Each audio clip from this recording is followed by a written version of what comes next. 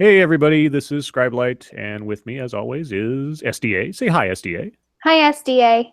And also the lovely Monkey. Say hi, Monkey. Hi, Monkey.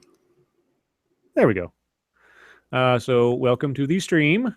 It is a fine Saturday. Hope everyone's doing well. Hello, chat.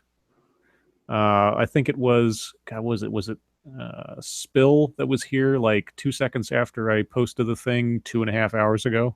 Yes. So good for You guys you. are awesome. I love you guys. Yeah, you guys are all over the place. So as we were talking before the stream started, oh, there's Tailed. Fucking Mew. Fucking Hey, Tail. moo. Hey, Mara. Bay. Bay. So Bay before the stream started, Monkey was telling us some interesting comments from Donald Trump, who is not at the White House Correspondents' Dinner tonight. No, instead he is hosting a rally in Pennsylvania. I think don't know which city. something he said specifically was that what did he say? The media is like in a ballroom consoling each other or something like that. I missed that. I missed the He first said 15 something minutes clever. And it made my mom laugh, so. Oh, here, I got the quote right here. There you go. A large group of Hollywood actors and Washington media are consoling each other in a hotel ballroom in our nation's capital right now, Trump said, referring to the White House Correspondents' Dinner. I could not possibly be more thrilled to be more than 100 miles away from the Washington swamp with much better people. Say what you will about him, but he knows how to play a crowd. Yeah. Because that's exactly what his audience would want to hear. He's going over his first 100 days, basically, and talking about the things that he's accomplished and the things he still wants to. Mm-hmm. And notably, he mentioned the wall. He said it will, as sure as you're standing here, it will be built. But he didn't say Mexico would pay for it this time. Right. Well, there are a lot of ways to make Mexico inadvertently pay for it. Oh, yeah. So, we'll see what happens with that. It's just going to be interesting to see how that all plays out. But all in all, I don't think he has had the worst, 100 days ever. He's done a whole lot. Yeah, there was a good Fox story that went over his accomplishments, things he hadn't done, and then Did you just say that Fox did something other than kill babies? What's wrong with you? But it had it was pretty good. Things he had done, things that hadn't got done, and things that he was in the middle of. Right. But what was the other thing he talked about in there? Obamacare. He promised again to repeal and replace. Yes, he did. Which is odd because what they've been talking about so far, at least the last bill that we saw, wasn't a repeal. It was a tinkering. Mm-hmm. They didn't get rid of Obamacare. They just changed some things. So he's still sticking with that rhetoric. Well, and I hope that he takes that to Congress and sticks with it, and I hope that they come up with a plan. I mean, I don't think that it's necessary for them to rush it like they tried to do. Right. Yeah, we talked about it at the time. There was no reason to try to rush it through that fast. As much as anybody hates it, it is a major program that's in place for millions of people, and you can't just immediately turn it off without having something that at least gives them some comfort. I don't know if that's the right word. Yeah, it's going to be a hairy situation to. However, with the last 8 years of them talking about how they had a plan to replace it. Well, that's the only thing that's, and that's not Trump's fault at all. No. That he walked into a Republican Congress that was like, we're going to repeal and replace Obamacare. And he was like, all right, let's do it. And they were like, about that. Yeah. Funny story. We didn't know that you were like going to get here. So he said that Obamacare is entirely the doing of congressional Democrats, which is kind of true. But it's mostly the doing of insurance companies. Because for all of the talk about how this was for the people, this was for insurance companies. And if you know anything about insurance, it's easy to see. Yeah. But yeah. No, the best part. Sorry. Oh, no, go ahead before I get to this part. Well, yeah, no, it's true. It is. God, insurance is so complicated, and Obamacare just makes it a million times worse. Um, the situations that insurance can put people in now is just ridiculous because of Obamacare. Because now the insurance companies have pretty much because of the restrictions that they've been put on and all that kind of stuff with certain people, like certain clients, I guess you could say, they can pretty much, get contracts with pharmacies like CVS or whatever, and pretty much like tie you down to a single pharmacy, and that's it. And Okay, so they're sort of creating interconnected monopolies, and I don't know, it's before we get on to the next point, I got to address a few things in chat. Yes, Romney Care is very similar to Obamacare, but it was a state program, not a federal one, and that does make a difference. Yes. The other thing, somebody said, name a Republican who voted for Obamacare. I'm not saying that the Democrats don't own Obamacare, but it was not their plan. That was a plan that they let insurance companies write. Pretty much, yeah. That's why Nancy Pelosi had to say, we'll pass it and then read it. So yes, the blame is all with them at passing it, but they did not write it. That was my point. Not that they didn't have any blame there. They absolutely do. I had a request in the chat to give a shout out to Yobi Axes, the anti-MGTOW. So there you go. I aim to please. Okay. All right. So now what did Trump go on to say that was even more exciting than all of that? The best part of the speech, and it actually made me say, oh, fuck, out loud, is he insulted the leader of the Senate Democrats, Chucky Schumer. Called him out by name, said he was weak and a bad leader, and that he was leading the Democrats to oblivion or some shit like that. I forget the exact quote there. But I'm 42 years old now, and I have never heard a president call out anybody from the other party that directly before. Not in those, maybe, we were talking before the stream, say, Chuck Schumer and the Democrats. He didn't say that. He actually specifically named Chucky Boy. Right. And I agree with him. Chuck's an asshole, but I've never seen that before. And that's going to make Congress really interesting.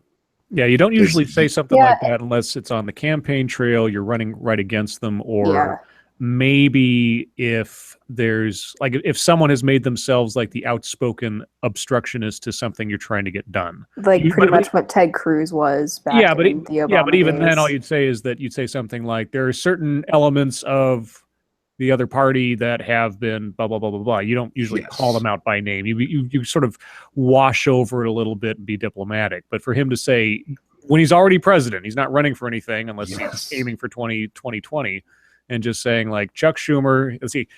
Shall we find the quotes for this? Because if you, I have them right here. So let's see where to go. Oh, come on! It was right here a second ago. Oh, it moved up, of course. Oh, come on. And they're gone now. Okay. Well, Twitter has failed me. Well, it's just... I'll find them. What led up to this is he's talking about how he wants to get the border wall in for security. And that was the other thing. His entire thing about immigration was nothing but security, which was... cool, I guess, but yeah, no job stuff, none of that. Just Congress, you got to fix this because it's hurting Americans. Yeah, that kind of. I heard that specific part of the speech, and that had me a little like, yeah, but what about the rest of it? Okay, here it is. But, so quoting Trump on Schumer, and this is just various quotes from the Twitter blogging. Schumer is weak on crime and wants to raise your taxes through the roof. He is a poor leader, and he's leading the Democrats to doom. Senator Schumer is a bad leader, not a natural leader at all. And that's all they quoted so far. I'm sure there's more in there, but that's all that the Twitterverse has told me. Yeah, it's going to be interesting to see how this plays out, because what he was getting at is that the Democrats need to work with them to get stuff done. And I'm just thinking, that's probably not the best way to go about it. Yeah, unless he's just given up on trying to negotiate and just says, fuck it. Well, that was my the only thing I could think of is that he's shooting for 2018. He's starting because the congressional race has already started, whether we want to admit it or not, because we don't. They start even before the last one ends at this point now. Sure, but I can see him trying to boost the numbers for Republicans, because they can say, we couldn't get this done because we just didn't have enough votes. Yeah. And blaming it all on Chucky Schumer. It seems like a weird gamble to take this early, though. Well, guess who the fuck's. I mean, that could be it, but I don't know. I don't even know a villain. Anymore. Somebody who, what other, we don't have Hillary anymore, so we need a Democrat villain for them to beat on. So I think he just staked the claim on Schumer there. He's going to be the punching bag for a while. Well, here's the other thing too. Okay, let me try to think of this and I understand I'm giving Trump a lot of credit here, but let's think in three-dimensional chess terms. If Trump outwardly just nukes Schumer as someone to negotiate with, then they can't have Schumer be the negotiator to get anything done the Democrats want to get done. So so Trump poisons the well with Schumer, and by just necessity, they have to put somebody else up to try to be the spokesman, because now Schumer is completely discredited as far as the Trump administration is concerned. And that might work for them, but on the other hand, if he becomes the target of the Trump machine, then the Democratic base is going to rally around him. It's a pointless thing to do at this point, in my opinion. Unless Trump then turns around and starts saying nice things about some other Democrat. Yeah, I could see that. And then he's not only has he, turned Schumer into the enemy of the White House, but he also shows that, hey, it's not that I'm not willing to deal with Democrats. I'm not willing to deal with Chuck Schumer. Because if he singles it out to one guy and not the party, like I said, I'm not trying to give Trump too much credit here, but that might actually work. Moonshock asked if I play euchre. That's a random question, but yes, I do. Bob Euchre? No, euchre is a game kind of like Hearts and Spades, but what's Hearts and Spades? Oh my god! Please tell me you're joking. Actually not. They're card games. Don't cry. I didn't do it on purpose. I'm sorry. If you live in Michigan, you have to play euchre. It's like the state game. Real quick for the chat, I am not a fan of Schumer. I'm not defending him here. I do think it's weird for them to make him the target like this right now. Is anybody a fan of Schumer, really? Amy Schumer. Well, there's Amy likes him. Did we say that that's what I actually thought you meant? So you messaged us that Trump had said funny things about Schumer. And my first thought was, Trump is bitching about Amy Schumer. I just felt like that was in that voice. That's what the inside of my head sounds like. And I just kind of felt like that was almost like a little bit of a Meatloaf moment. It was. I was like, why is he talking about Amy Schumer? That's weird. I think that's all I had to say on that subject. I want to see how this plays out, especially with him missing the correspondence dinner tonight. Yeah. I think it's interesting that he does stuff like that, where he just snubs the normal presidential, I don't know, like outings. Well, here's the thing, because the president is doing something that the media is going to follow the president, and that'll be the headline, and the correspondence dinner will get second billing. I mean, wherever the president goes, an entire media thing follows him. So him not going there makes the correspondence dinner even less relevant. Can you remember the last time we had to look up who was the host? Well, that's it too. It's usually it's always the president, right? Or is No, it no, no, not? No. The president is the guest of honor usually, but Yes. the MC is usually a very famous comedian. Like you had Okay.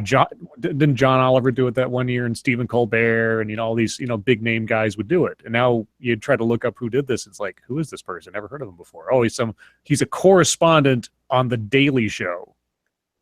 Looks like a Muslim Okay. Jimmy Neutron. Oh, God. But watch his jetpack, because that might blow up. Oh. Demonetized. Demonetized. Thanks, monkey. Sorry about speaking that. of demonetizability, monkey dick. Monkey dick. Got to talk about the monkey dick. Speaking of monetization, there is a $sign in the lower left-hand corner of your screen there. You especially Throw want to click Scribe it some and give Scribe money since we have just demonetized his stream. Do it. Please. My children need food. Okay, what I do don't we have have any for children. news stories today? Well, let's see. That you know about. I have kind of I have kind of an update on the story brought up last night about the hacker and Netflix. Oh, I saw Oh, that. Go ahead. This might be a repeat of most of the information from last night, but things have evolved a bit since last night. Headline is Hacker releases stolen copies of Netflix series.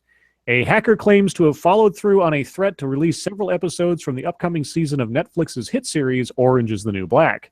The hacker, who goes by the name The Dark Overlord, I love that. that's awesome, announced the move on Twitter early Saturday. The post included a link to an illegal file sharing service where purportedly 10 episodes from the series' upcoming 5th season were available for download.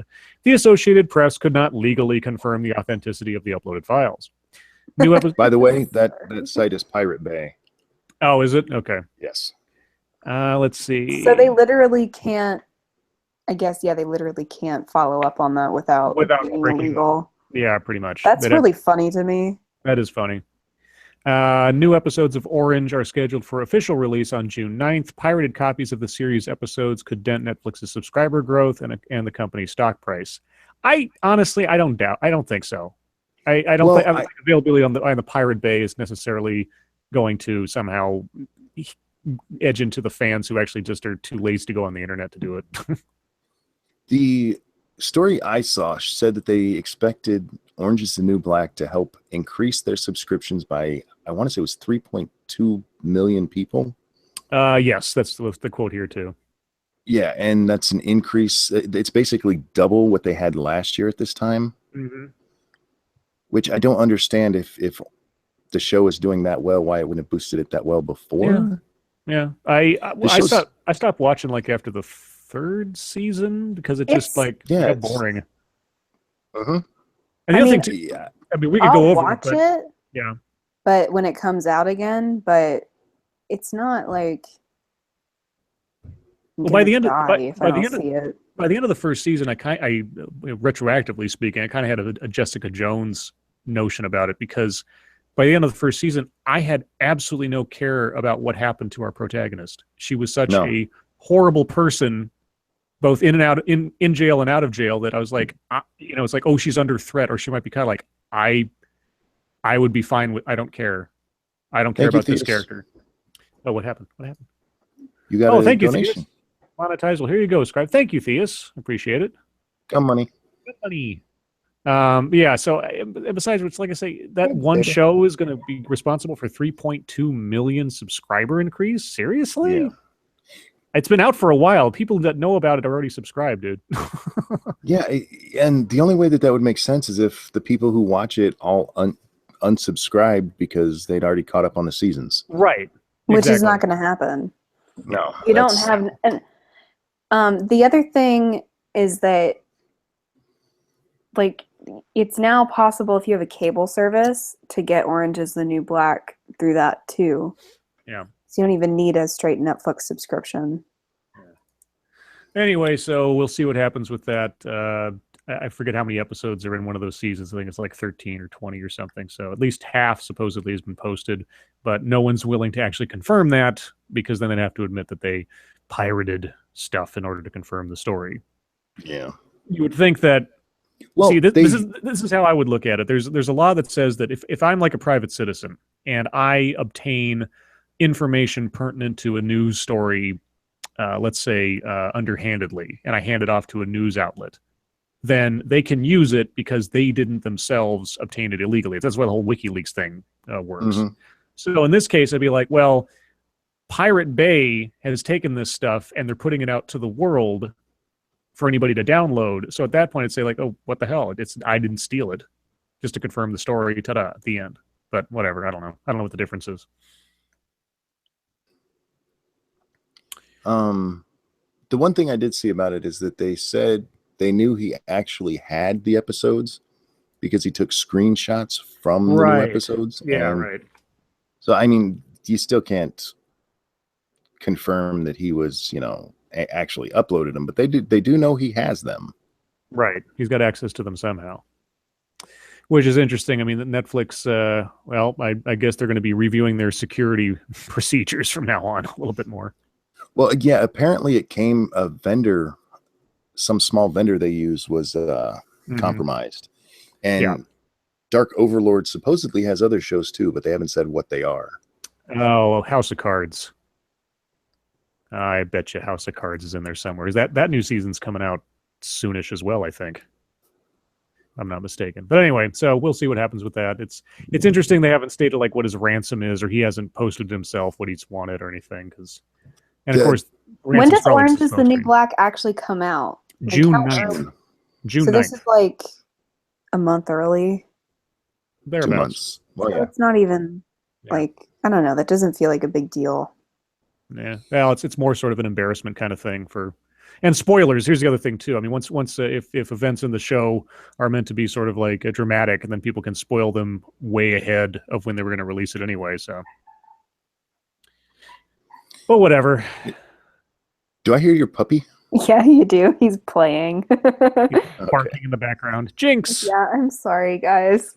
It's okay. The story I saw didn't actually give a dollar amount, but it did say that he was asking for several $1,000s. Several thousand. And he's joking. Several thousand.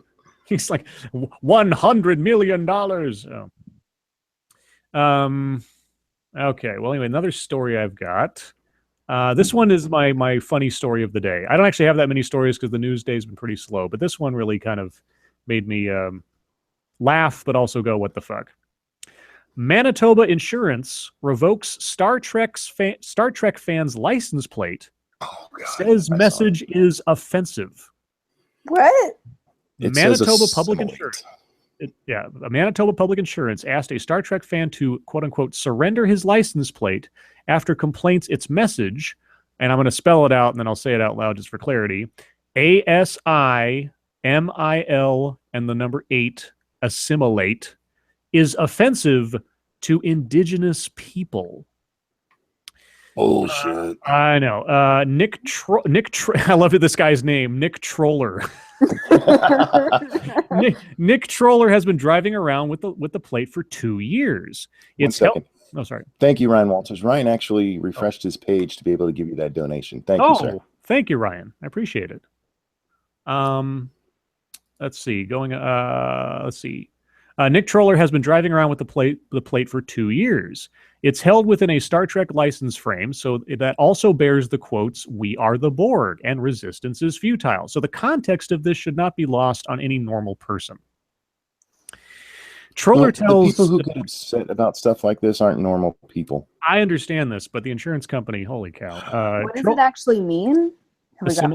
Okay, so in Star Trek, there is this alien race called the Borg. And the Borg are sort of like this technological techno-nanite thing that overtakes organic cultures and species. Okay. And brings them into the collective. They all become drones in this sort of hive mind kind of thing. Imagine social justice as an alien species, if you can imagine that. Okay. And one of the tagline or the catchphrase for the species, or for the Borg as it is you will be assimilated.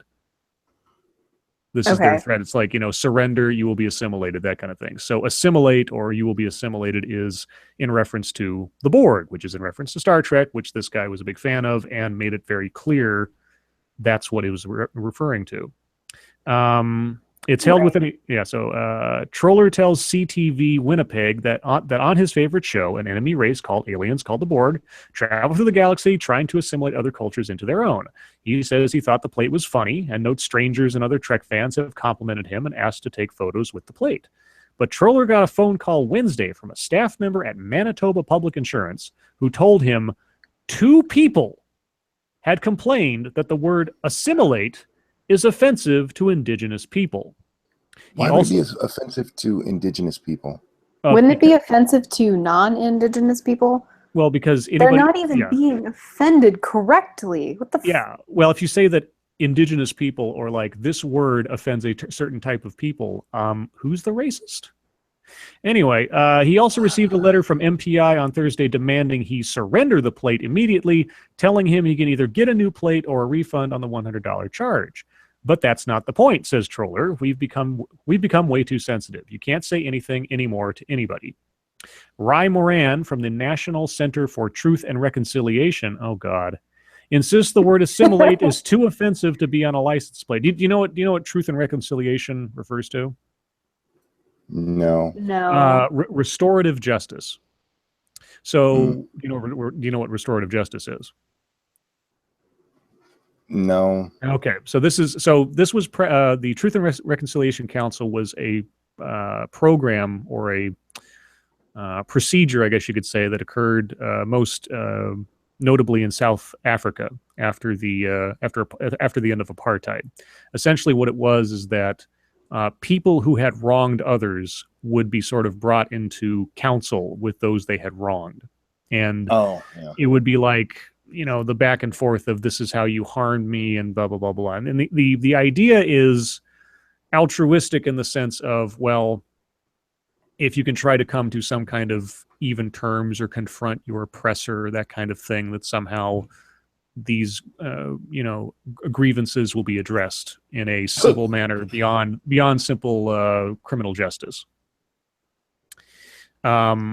If you look at how effective that was and how fulfilling the whole process was for the people who were victimized, you will find that it wasn't very popular. And this process of supplementing criminal penalty with a sit down and let's shake hands kind of thing doesn't really help anything or make anybody feel better. But there are those that feel that you need to reduce the criminal punishment element towards the reconciliation element or the rehabilitation element, and this is one way to do it. So yes, that's what Truth and Reconciliation refers to most times. Anyway, for basically the entirety of this country's history, Indigenous peoples have been forcibly assimilated, though through really extremely destructive means and ways, he says. Words like that. They're really extremely what? Hold on. Hold on. Patience. Learn patience. Okay. Let's try again. Indigenous peoples have been forcibly assimilated through really extremely destructive means and ways, he says. Words like that, meant or not, have an actual impact on many people. Oh, for fuck's sake. MPI's policy states that, quote, plates cannot contain a slogan that could be considered offensive. Everything can be considered offensive. Exactly. Literally everything. MPI says it takes such complaints, all 2 of them, very seriously and will investigate why the plate was approved in the first place, because someone was sane. Someone was sane and someone came in and said, I want this word on there, and it's completely innocuous, and when you know what it is in context, it means nothing. The word by itself means nothing. You decide to take offense. You decide to be offended. You decide to penalize this guy for something that you are accusing him of doing, which he isn't. It's bullshit. Yeah, I saw this story and didn't read it other than the headline because that is just moronic. And then there's a supplementary story to this. License plates are property of the Crown, and there is no appeal process. Troller's situation. Wait, property of the Crown? Yeah, the Crown. This is Canada. Troller's technically belongs to England still. Yes. Troller's situation is reminiscent of a controversy in Nova Scotia, where a man named Lorne Grabeher's personalized Grabeher plate was revoked after a complaint that it was offensive to women, because it is putting the two words grab her together, but that's his last name. And they're thinking like, oh, it's grab her. Oh, that's offensive to women. The Justice Center for Constitutional Freedoms, of which apparently no one in Canada actually possesses, that's my little addition to the thing, said earlier this month that it plans to sue the Nova Scotia government over the revocation, which it sees as an infringement on freedom of expression. The JCCF's John Carpe said the grab her license plate revocation is part of a wider trend in Canadian society. And this is from him. Canadians are becoming increasingly less tolerant of free expression, he said. You have more and more people who believe that they have a legal right to go through life without seeing or without hearing things they find offensive. Very good. Thank you, Point. Thank you, God Point. save the Queen. Oh, thank you, Point. Yes, God save the Queen. She's still on your money. So that was the funny story I had. I found something else on Bernie Sanders marching for the planet, but it doesn't actually tell you anything. It's just like, oh, it's Bernie Sanders did a thing. Yeah, he made a speech, and the end. I want all our Canadian listeners to contact who handles this. It was the Manitoba Public Insurance or whatever. There you go. Contact them and report every license plate you see. Yeah. Every single one of them. Yeah. All they need is 2. They just need 2 complaints, and make sure that you identify yourself as a marginalized group. Love your work. More people need. Oh, thank you, Joe. Thank you, Joe. Appreciate it. Yeah, Canada. Canada is just like what, Sweden too? Basically at this point. I mean, honestly, I feel like Canada is like our retarded little brother.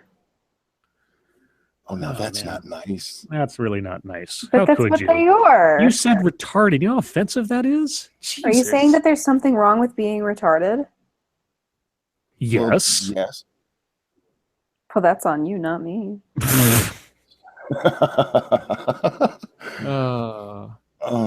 Let's yeah, see. but report all the plates. That way they all have to be recalled. Then you guys have blank ones and nobody will be able to give you a ticket. Right. I mean, if everything's offensive, then nothing's offensive. So make everything offensive, and then they'll just have to throw their hands up in the air, and nobody will give a shit anymore. And that was kind of the subject of my video today, a little bit. I liked your video today. I did like your video too. Thank you. I came across that, and I wasn't going to do anything on it, but when she got to the point of saying, for those in the chat that don't know, the video concerns a woman. This is from snarled.com, which is one of my favorite little haunts. I found them because they took over the Lala and got rid of Molly.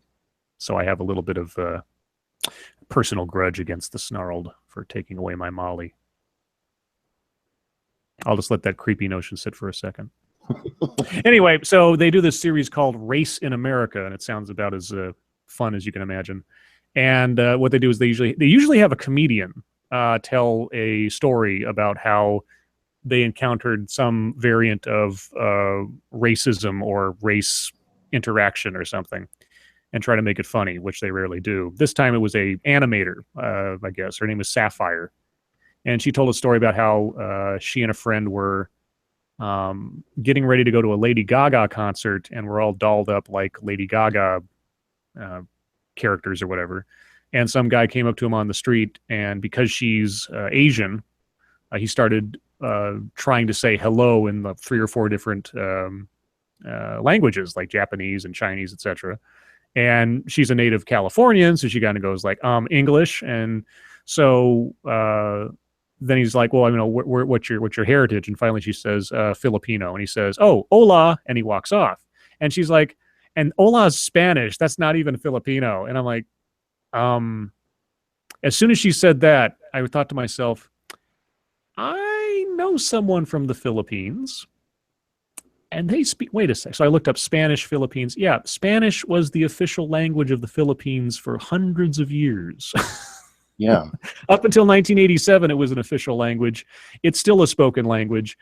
And it was just funny that this person who was complaining about this guy trying to communicate because he didn't know anything until he talked to him. He was hitting on him. Yeah, and I did a video a couple weeks back about cultural awareness. And like, this guy was more culturally aware about your culture than you were. That's funny. I just find that funny. One of the funniest parts of that video, sorry if that just made noise. I hit my mic. Sorry, guys. Mm-hmm. It's okay. My ears will just never forgive you. is when she says that when people ask her where she's from, she used to say her parents are from the Philippines. Mm-hmm. And so when this guy asked where she was from, or when people ask her now, she says she's from California. Mm-hmm. And then they say, well, where are your parents from? Mm-hmm. And then she'll say, so she knows what they're getting at, what your heritage is. Right. But just to be a cunt about it. Yeah. She makes them ask the second question. Yeah, and then by the end of the video, she's saying like, "So what?" She's like, what advice would you give to people that this happens to?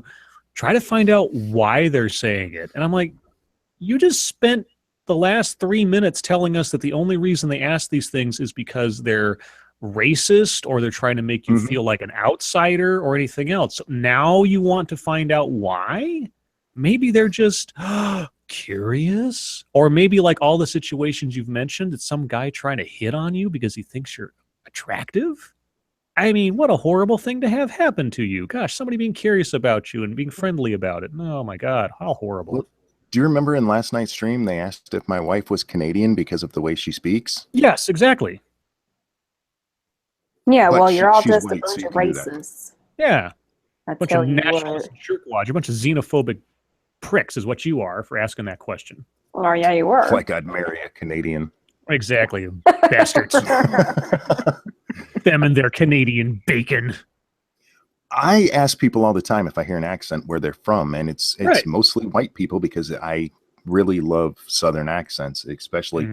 There's one girl who used to come into Walmart where I worked, and she had the deepest Southern accent. She was from the foothills of Kentucky. Oh, geez. But I fucking love Southern accents, so I always ask, and it has nothing to do with your fucking race. Yeah, and that the reverse happened to me when I went to Louisiana. I was just being Mr. Tourist down there. I think I was away from my the friend I was visiting for a little bit, and I was walking down the sidewalk in I think the French Quarter, and some guy came up and said, "Excuse me, sir, do you have the time?" And I said, "Yeah, it's 5:15 or whatever it was." And he says, "Where are you coming from?" And I wasn't dressed like a tourist. I wasn't wearing like a Hawaiian shirt and had a camera on my neck or nothing. And I told him where I was from. And he says, "Yeah, I figured that's what you were from that part of the country because no one says five around here like that. It's like fav or something or whatever, whatever that version. Yeah. Exactly. I said it my way. And I'm like, oh, yeah. And so we got to talking for a couple minutes about, why I was there and where I was from and all that fun stuff. And then we parted ways. And there you go. It's like, some people are just curious. Some people they see something or they hear something that is out of sorts with what they're used to. They are curious. They're trying to, we are pattern-seeking creatures. We're trying to understand the world. If they ask you where you're from, it's not papers, please. Okay? Yeah. They're not asking you to identify your pronouns. They're just curious about where you're from. And especially, like I said in the video, if you're dressed up like some kind of J-pop star or some kind of cosplay character in the middle of downtown Los Angeles and you're Asian, it is not unreasonable and especially not offensive if somebody comes up and tries to communicate with you, for fuck's sake. Good God, people are just so... in LA and New York, the amount of languages, if you just stand on the street that you can hear spoken... Exactly. Is like, holy shit. And if you're in LA all the time, you should know that, especially if you live there and you work for something that kind of looks like BuzzFeed. What I love about this series, some of this, I've watched several of their videos. I haven't done a video on each one of them. Some of them are more video worthy than others. But 9 times out of 10, the story they relay is so unrelated to actual racism. But this is what they have to offer up in their series, Race in America, that I'm actually kind of, inspired by the fact that it's so meaningless. This is the most they can come up to complain about. Somebody asking them out, essentially, trying to get their phone number, trying to understand where they're coming from or what their origin is or something else. Or the hypocrisy, the girl I did video on, I think it was the one previous to this, where she's saying how her parents are Latino, and so her friends in high school are making fun of the Mexicans who and the way they would talk and the way they would act and everything. Mexicans and that's not right. Funny. Yeah, well, this is the funny thing. This speaker was a comedian. And just out of curiosity, because I mean, my sister has done some stand-up comedy. My sister, where does she draw most of her material from? Her own life. Mhm. So I wondered to myself, I wonder if this girl has ever done any comedy stand-up making fun of her heritage. And lo and behold, first thing I find on her, she did a podcast where she is playing a character who is a social justice chola. And she's going absolutely bug nuts with the stereotypical, and just like gang banging kind of stuff. And I just thought, oh, and so I split that into the video as well and just said, yeah, it's awful to make fun of how Mexicans speak or act. You would never do that, would you? Yeah. Oh, man, I love that. Wouldn't it be Cholix now? Yeah, I think they might have mentioned the word Latinx in there somewhere. I don't know. Cholix. Cholix. It's a Mexican wristwatch. Cholix. That's great. Oh. That's great. Oh shit. Anyways, that's my stuff. What are you guys working on right now? Nothing. I haven't been. I took today off. I played video games all day, went shopping with my wife, and that kicked my ass. So I've been sitting in my chair doing nothing. Was it GTA 5 again? Oh yes, I am loving that fucking game. Yeah. Yeah, I still wish they'd only gone with one character, but it's if you haven't played it, it's worth playing, definitely. Mm-hmm. What about you, SDA? Oh, I was getting ready. I have finals next week, so I was getting ready for finals and taking care of the puppy. What's your toughest final going to be? None of them. Oh, well, pardon moi. I mean, I don't know. It's like, what's harder, walking up the stairs or walking across the street? I don't know. That's great. So do you think, has school challenged you? Because I remember when I went through high school, even college, college just felt like high school too. Oh, thank you, Serenity. Thank you, Serenity. Appreciate it. Yeah, because I mean, community college, and even when I went off to get finish off my degree. Oh, thank you, Point. Oh man, would you consider doing a video on Trudeau, directly on Trudeau? I don't know. Trudeau has been covered so well by so many others. The closest I got was that trio of feminists critiquing Trudeau, and I kind of came to his defense because I mean they were being stupid, not the defense of his policies or his ideas, but directly a video on Trudeau, I'd have to think about it. I generally try to avoid the stuff that everybody else covers, or so at least I should say subjects, like individuals that everybody else covers, because it's like there's only so many ways you can, skin a cat, so to speak. And that's a long-winded way of saying I'll think about it. Anyway, yeah, what do you think the challenge level has been for you since getting out of high school? Well, the upper level math courses were challenging and fun. Mm-hmm. But once I started writing for people and I started doing YouTube, I lost interest in it, in everything but the statistics aspect, because that could be applied to politics. But as far as the rest of it, yeah, nothing. Thank you, Skeptic Simba. Thank you, Skeptic Simba. Oh, tell me what you want. What you really want. No, I can't get that high pitched. I thought he was wanting me to sing, but I can't sing it. I tried. So, yeah, it's, I don't know, it's easy. I think because I was fortunate enough to go to a really good school when I was younger, mm-hmm. I can write a paper in my sleep. Like, it's just, so it's not a challenge. Mm-hmm. And a lot of the exams are at home, open book. So it's like, I don't even know what I'm supposed to be doing. That's supposed to be difficult. So I don't know. Do you think any of it would be useful for you outside of Well, it's interesting. I like my government class, and the digital media class was kind of, I learned some stuff, but I think to me there's a difference between like learning stuff and actually being challenged, if that makes sense. Mm-hmm. So while like I'm learning some stuff, and it's not, it does, to me, that doesn't make it challenging, I guess. Mm-hmm. Yeah, when I got out of high school, community college was essentially just an extension of high school, and then college was not much more. Admittedly, I wasn't exactly doing the most rigorous major either. I mean, English is not that tough. If you can write, if you can read, if you can especially please your audience in the sense of the teacher you've got and write what they want to hear, you can That's pass. pretty much what I have to do, Yeah. and I'm pretty much snoozing through it. Like I said, Yeah. with government and the political part of it, I really enjoy it, and I've learned a lot, but it's just not that challenging. Mm-hmm. And a couple of people have gone back and forth with me and have been like, well, maybe you should put more time into it. I'm like, I literally couldn't get my grades higher than what they are. Mm-hmm. Like, there's nothing I can do about that. Yeah.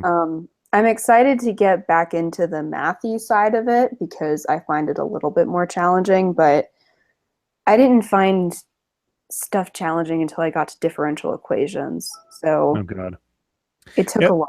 Yeah, the thing that always kind of worried me as I was going through, I was thinking to myself, okay, either this is super, super easy and I'm just way smart, or this shit is so easy because it's dumb and I'm being ill prepared for whatever the world's going to have waiting for me when I'm done with this. And so I wasn't really sure. I mean, I've done okay for myself. I didn't exactly, seek out some kind of crazy engineering degree or anything like that. So I'm not quite sure, but I always wonder if I just had a few better teachers or if I'd just been challenged a bit more. Yeah, I think for me, before I got to college, the school that I went to was really good, and I think they prepared us really well for college, so the workload doesn't feel like anything. Mm-hmm. High school was way harder, and I think that they did that on purpose. So, because that's also the experience of some of my high school friends who, I don't know, like, or the smarter ones and the not so smart ones are all pretty much snoozing through college. Right. So, I think it's just what you get. I think it's really just the school that I was able to go to, prior to college. I think college would be a lot harder. Had I not had that experience. And I also just think it comes down to if you're really naturally good at what you're doing. So like I said, I can write in my sleep, so it's not a big deal for me. If you're not good at writing, then that's going to be difficult. But if you suck at writing, but you're really, really good at math, and that's what you're doing, then you're probably going to have an easier time. Yeah. If you try to take a math major and you're an English freakazoid, you're going to have a bad time. Yeah. And I think it kind of goes both ways. All right, let's see what's going on in the chat. I'm listening to the White House Correspondents' Dinner right now. Oh, is it funny? It's not because it's supposed to be. Uh-oh.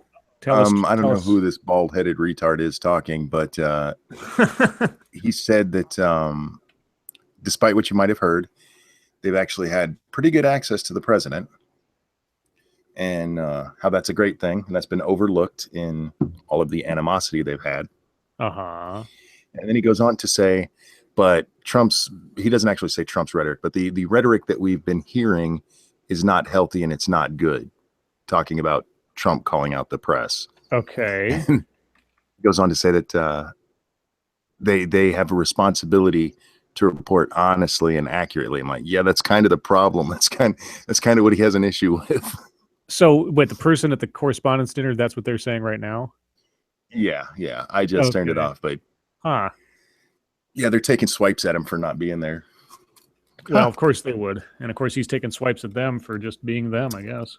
Yep. What are you eating? I wasn't eating that. I took a drink and it kind of dribbled down my lip and I was sucking it in. Sorry. I think you might have turned on somebody in the chat.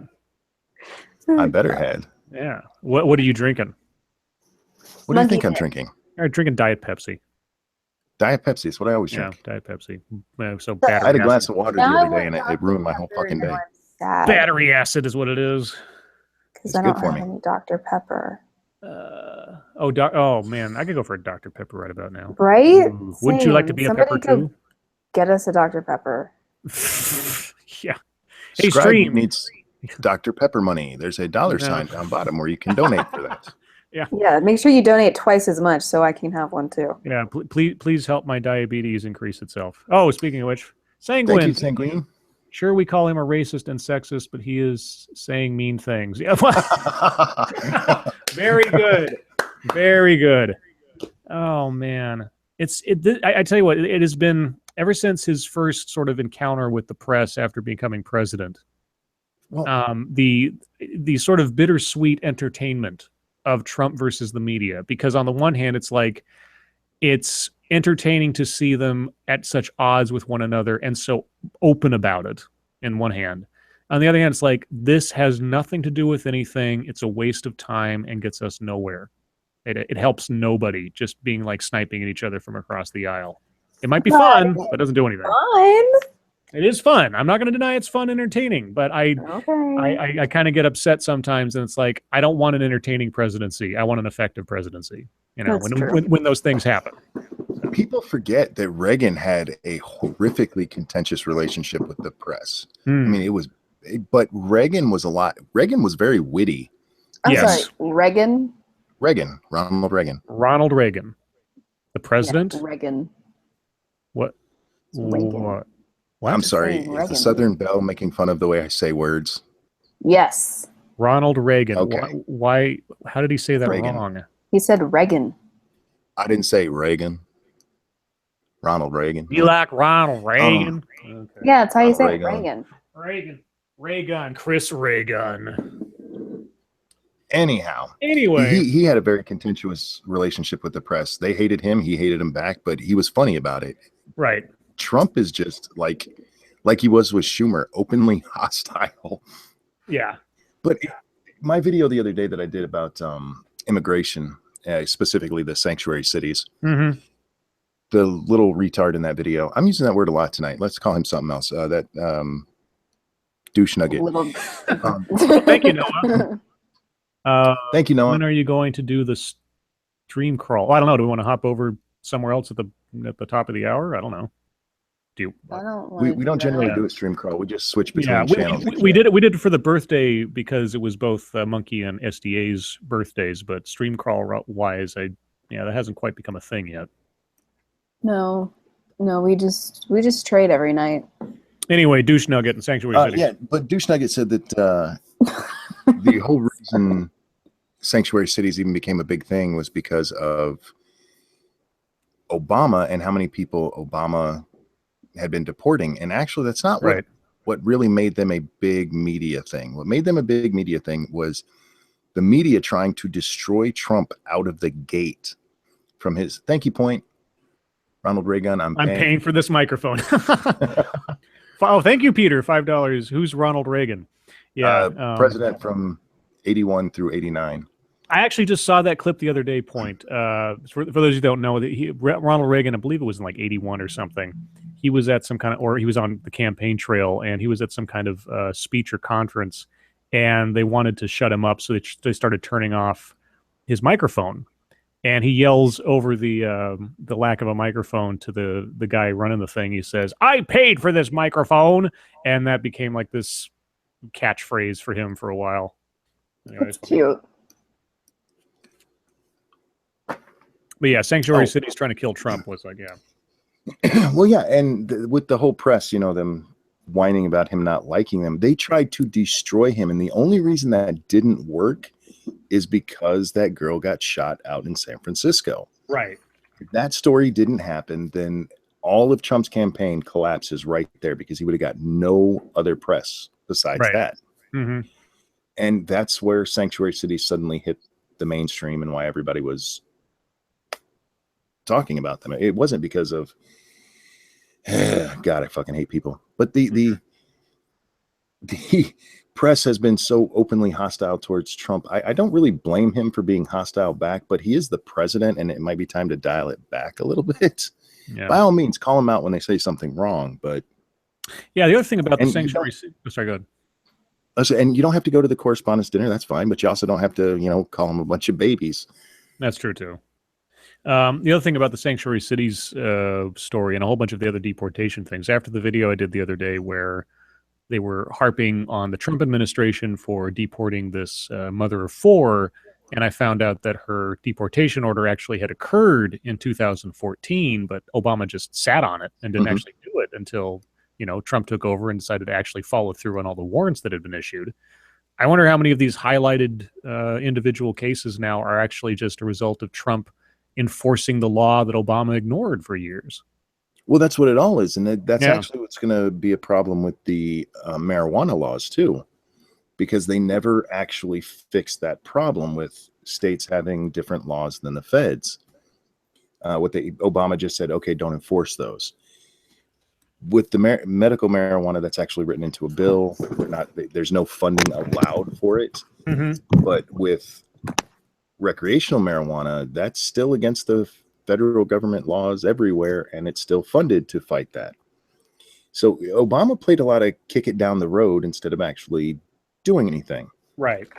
To avoid the bad PR of doing that. Yeah. And so now Trump, right or wrong, has to deal with them. Well, I don't mean right or wrong. Whether you agree with his choice or not, he's left to deal with the shit. So right. Trump is like Michelangelo from the Ninja Turtles.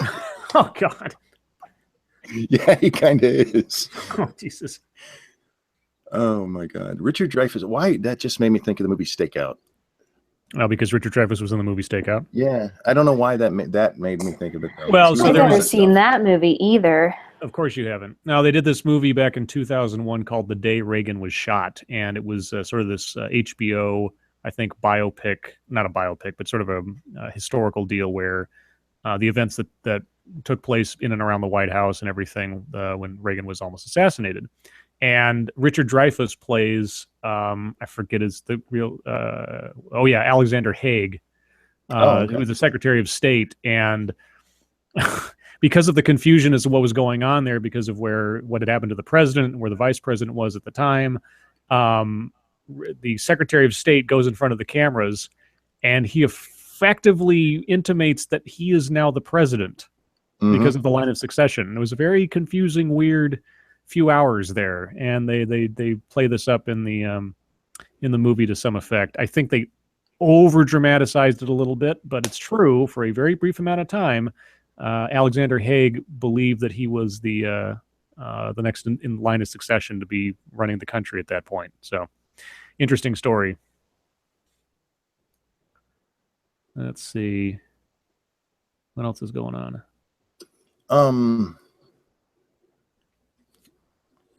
I had thoughts and they all left my mind. I'm sorry, guys. That's okay. What were we talking about before that? No, I know what I wanted to talk about. Oh, okay. With Reagan, it was always assumed when he was president that he was actually kind of an idiot. And when his tapes and everything, the tapes and transcripts and stuff finally came out. And there's a great SNL skit from the 80s. I think Phil Hartman played Reagan. I don't quote me on that. But it's a scene where they keep bringing in like kids to take pictures with Reagan, and when the cameras are all there, he's this goofy guy, and then when he leaves, he's the planner and gets everything done. And it turns out that's actually how it was. Reagan was incredibly smart, and now you don't have to agree with what he did to admit that he was smart and in charge of things, but he actually was. And doesn't get the credit for it or blame, depending on I ran contra much. I don't know. Yeah, he was the mastermind of his presidency, which nobody gave him credit for at the time. Of course, we don't know to this day how much, if at all, his Alzheimer's had started to kick in by the time he was in his second term, which is always wondering because of how quickly he declined thereafter. So. Oh, well. Yeah, it's probably safe to say he had it going into the second term, and by the end of it, he probably wasn't making any decisions at all. Yeah. But most of what he did happened in the first term anyway, so. Yeah. But it was just funny when I finally when those transcripts and everything came out, that SNL skit just popped in my head because everybody thought that was the biggest joke ever. You know, Right. him being the mastermind. Yeah, I remember that skit actually when you brought it up. Yeah, I believe it was Phil Hartman. Yeah, that was funny.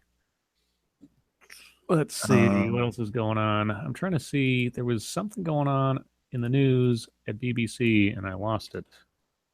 Curiosity, but well, the other thing that I saw today was they are going to do a Roseanne revival. Why? I don't know. I put in the Tivis show.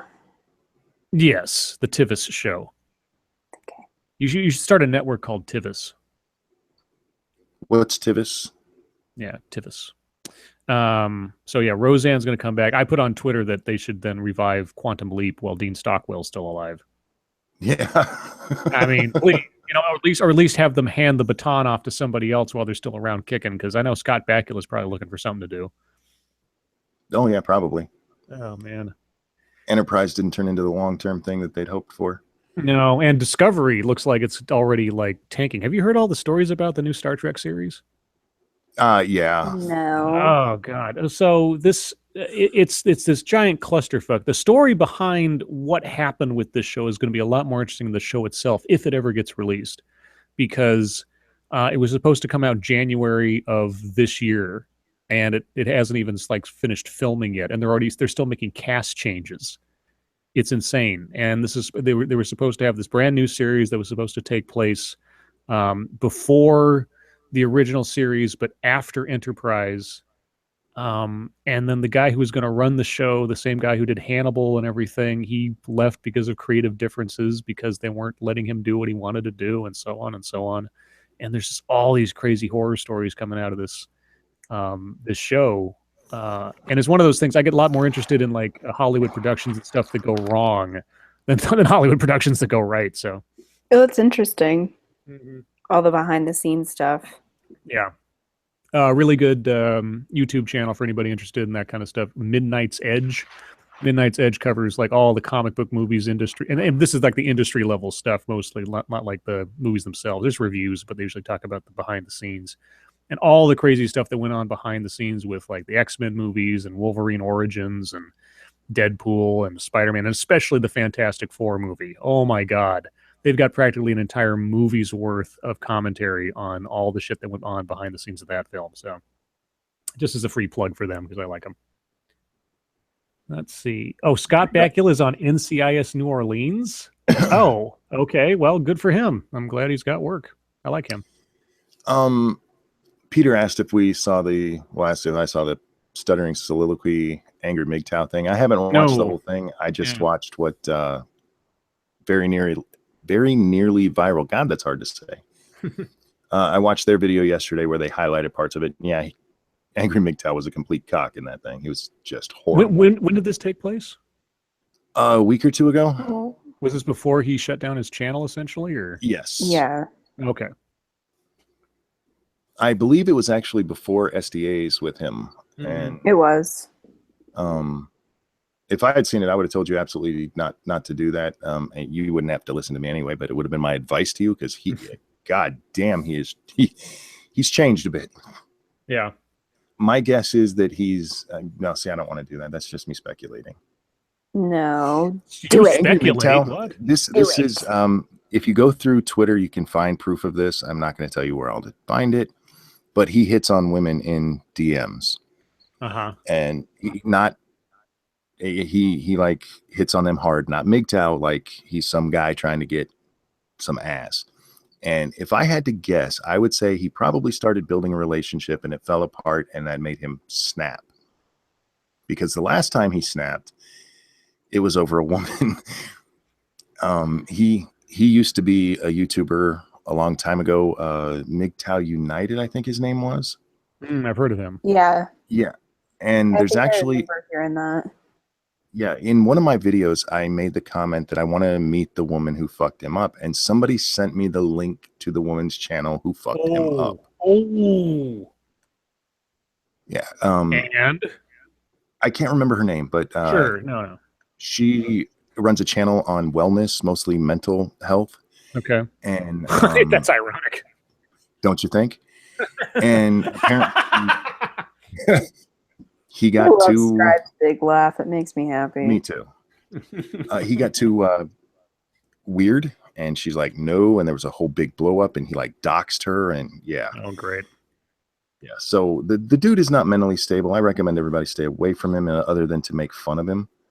Yeah. Because he deserves that. Well, But, I don't know if I'm supposed to say this, but I will. I got mass DM'd by Foxy this morning. Foxy. About doing like a whole. Starts with a V, the first part of her YouTube video. Veritas Foxy? You mean Foxy the Warrior Fox? Yeah. Okay. I don't know. And she was like, we're going to do like a girl's roast of Angry MGTOW. And I was like, no. You guys can do that. I wouldn't recommend it. I don't want to. I'm done with this. I don't want to deal with the drama. It's all good. I like Foxy. Foxy's nice. Yeah. I don't know anything about her really. She's never been unpleasant. I just don't feel like poking that bear with a stick. Yeah. I enjoy poking that bear every once in a while just for the fun of it, but the fans of his, and this is not all MGTOW, I'm talking about Angry MGTOW fans right now, are fucking insane. They're like a dog with a bone they won't let go. There's one guy who still on every video I make or every stream comes in and makes just the same comment every goddamn time. We're what, a week, 2 weeks away from that now? Mm-hmm. But they're fucking insane. They're obsessed. Yeah. So if you guys poke that bear, just understand what you're getting into. Yeah, no, I'm done. I don't want to dwell on the drama. I'm okay. So I was like, I don't want to do this. Yeah, MGTOW. Oh, I wanted to bring up something real quick as a sort of aftermath of my work day yesterday. So without going into too many details, and this is, in the grand scheme of things, this is not the end of the world or anything. It's more like, I guess, a grand pet peeve. But I'd like to speak for a moment on personal responsibility. I'd like to speak for a moment on fulfilling your obligations professionally and also just sort of personally. When you are given a month, and I mean a month, to do a task that does consist of multiple parts, but that when put all together would take you a handful of a couple of hours to do. I'd say, let's say 6 hours. If you sat down and did nothing else all day, it'd take you 6 hours to do this stuff. But this is spread out over the course of a month.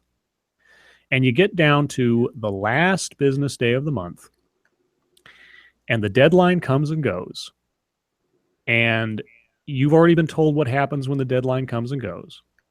And then you swoop in an hour and a half after the fact and says, I totally spaced, blah, blah, blah, blah, blah. Where's my money? I'll tell you what. Unfortunately, I'm bound by the fact, being the one that's the recipient of what you're working on, and I need to get it to the client because that's our business. But if you're the vendor and you're late, demanding something on a deadline you knew about a month back, it just really gets my goat. That's all I'll say. Just say, and at the end of, don't blame you. If you screwed up, you take responsibility. And if this guy had said something like, pay me next month, or I'll take the loss because I was past the deadline, but here's the stuff because, I know you need it or something. That'd be an honorable thing to say. But the attitude of, I had a month to do this. I could have turned, the last day of the month is the deadline. It's not the due date. I mean, this stuff could have been sent in 4 days earlier and it would have been exactly the same. But no, last minute. And me having to wait extra hours in the course of my workday for like one or two people to make up the lost time they created for themselves. Not fun. Not fun. I didn't realize there were protest marches today. I think I heard about that, but they happen. Yeah, they happen every day now, so who cares? There was like a march for the Earth. I think Bernie Sanders was in it or something. The name of this one really bothers me. What's that? The People's Climate March. The People's Republic of China. Shit. Yeah, that is outright communist fucking oh my God. They're not even hiding it anymore. Okay. Oh boy. Never mind. All right, monkey. It's okay. Yeah. No, it's not okay because the commies are coming. Not just with Jinx, is that you? Climate change.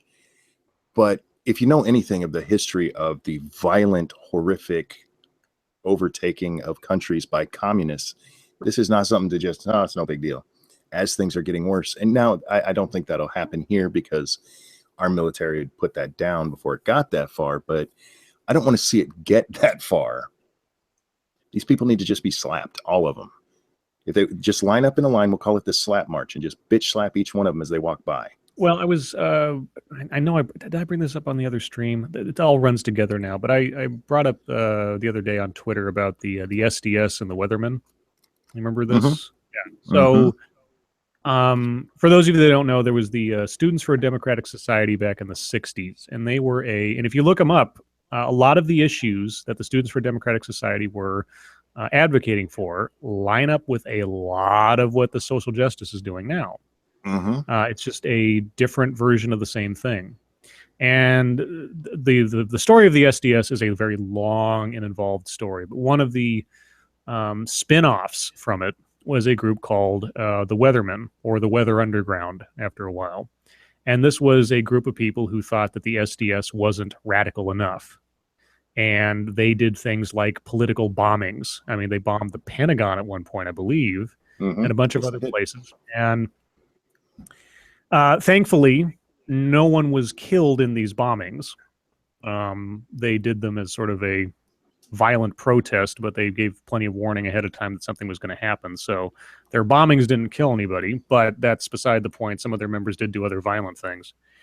Trying to look at past as prologue, I can only imagine that this current wave of stuff is only going to come to an end, or at least slow down significantly, after some faction of whatever's going on now decides to do something totally and absolutely extreme. And we're already seeing violent riots. We're already seeing, practical, just, destruction of property, fire bombs, and everything else. It's not that far away from somebody doing something very planned, very specific, and very damaging to not only people, but, Did you need something? people's sense of safety. Uh-oh. Sorry, she was just hovering over me for a moment. Oh, she's trying to grab your nipples again. No, that's not a. I just got a dirty look for that. You were right here. Can't take it back. I don't Can't take it back. What are you guys, 12? No take backs. No take backs. No take backs. Anyway, have a Monkey. do-over? That was all preamble to Monkey. What do you think the next evolution of what we're seeing is going to be? Well, I think we're going to see a lot more pushback. This is why I get so irritated when people say we're winning the fight. This whole thing, this has been orchestrated for a long time. If you look at most of the literature that your SJWs are using, it came out of the 60s and 70s. Well, that's something that I have noticed with my sociology classes. Most of the stuff that we are using, these articles, these books that are being referenced, are from the 60s, the 70s, and the 80s. None of it is modern literature. Well, that's modern literature. Either.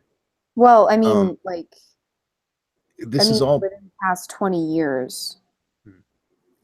This is all stuff that was written by the same people who were involved in these organizations back then.